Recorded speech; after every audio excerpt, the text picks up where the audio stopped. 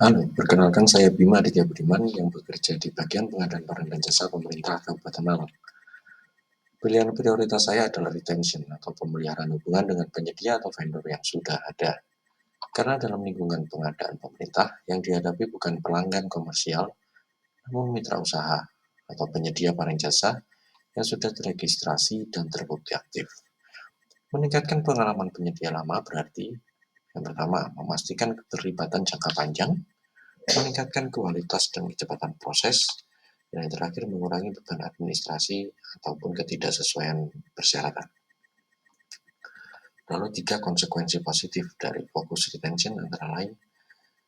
Yang pertama, kenaikan partisipasi tender ulang. Penyedia yang merasa dihargai dan dimudahkan lebih cenderung ikut terlibat dalam tender tersebut. Lalu yang kedua, mengurangi resiko tender gagal karena kurangnya peserta. Lalu poin kedua adalah peningkatan kepatuhan dan kualitas penawaran. Penyedia lama yang nyaman dengan sistem lebih tertib dalam menyusun dokumen dan menaati aturan. Yang ketiga adalah efisiensi operasional. AI dapat mengotomatisasi penyesuaian dokumen atau pengingat deadline tender untuk penyedia lama, sehingga dapat menghemat waktu dan juga sumber daya manusia. Namun ada 2 resiko dari fokus retention, yaitu kurangnya inovasi atau penyedia baru.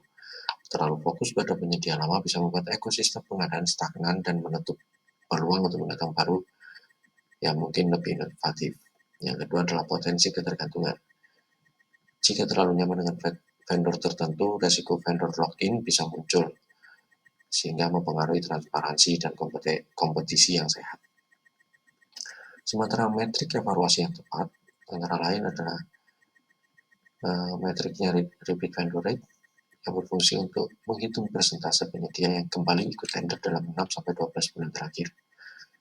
Yang kedua adalah rasio penyelesaian proyek oleh penyedia lama, yang berfungsi untuk mengukur keberhasilan dan efisiensi proyek yang ditangani oleh vendor yang berulang.